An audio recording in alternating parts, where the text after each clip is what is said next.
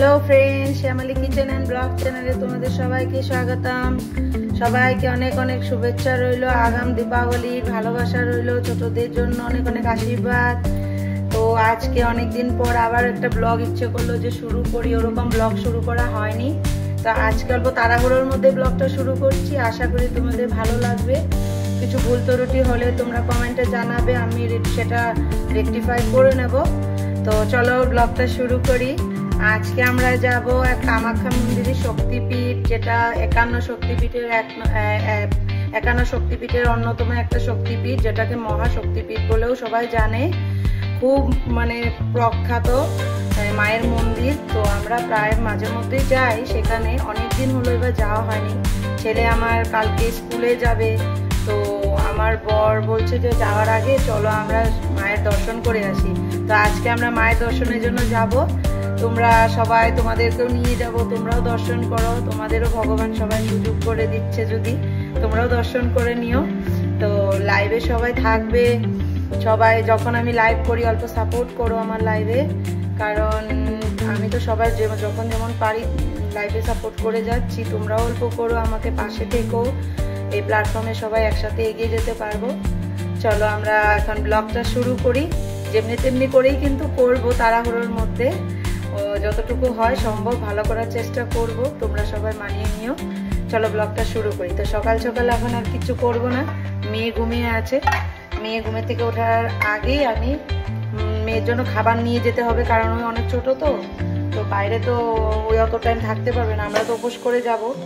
ছেলে মেয়ের জন্য অল্প রান্না করে নিয়ে যাব, যাতে গাড়িতে বসে অল্প খাওয়াই দেবো ওকে। এখন আমি ভাতটা রান্না করে ওর জন্য নিয়ে যাব, যেটা খাবারটা রান্না করবো, আর ওকে রেডি করবো। করে আমরা রেডি হব, তারপর যাব মায়ের মন্দিরে। রাস্তায় তোমাদের সাথে সবার কথা সবাইকে দেখাবো। তোমরা সবার সাথে থেকো। চলো, এই দেখো রান্না, ছেলে মেয়ের জন্য অল্প ভাত করে নিয়ে যাবো। তো ভাত বসিয়ে দিয়েছি। ভাত হতে হতে মেয়েকে রেডি করে নেবো, কারণ মেয়ে তো ছোট, রেডি করতে পারবে না। এটা ওকে রেডি করে দিতে হবে।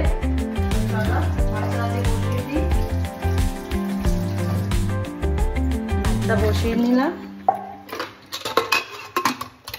ভাতটা হতে হতে চলো আমরা ছেলে মেয়েকে উঠিয়ে আসি। রেডি করাতে হবে, ছোট এইগুলোকে রেডি করাতে করাতে অনেকটা সময় চলে যায়।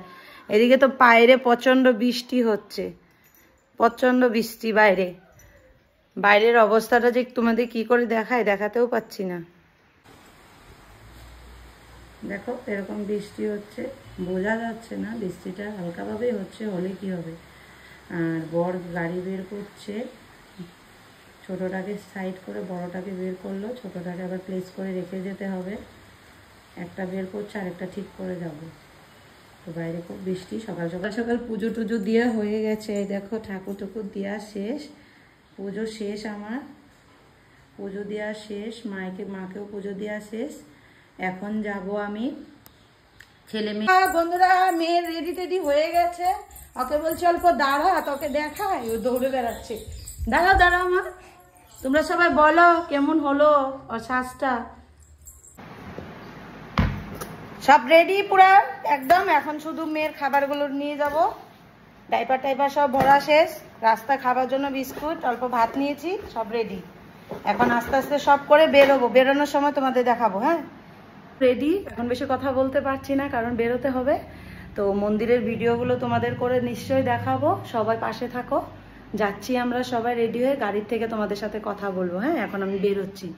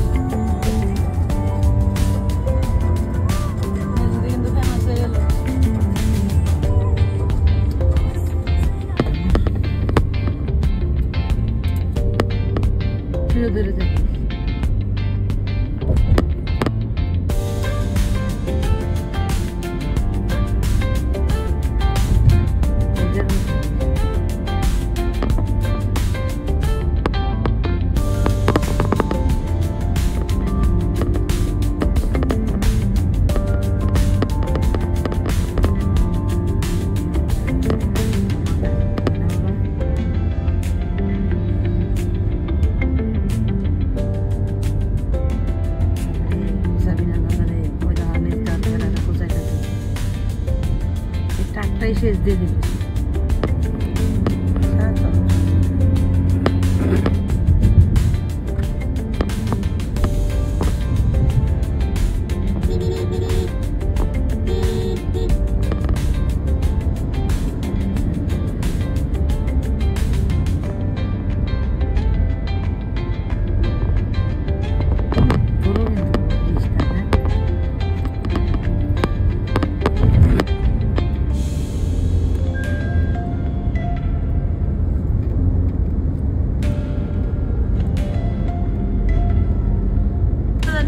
তারপর রাস্তার ভিউটা জাস্ট তোমরা দেখো, জাস্ট অসাধারণ। আকাশ যেমন পরিষ্কারও ছিল, হালকা মেঘ যদিও ছিল, দেখতে খুব সুন্দর লাগছিল কম্বিনেশনটা।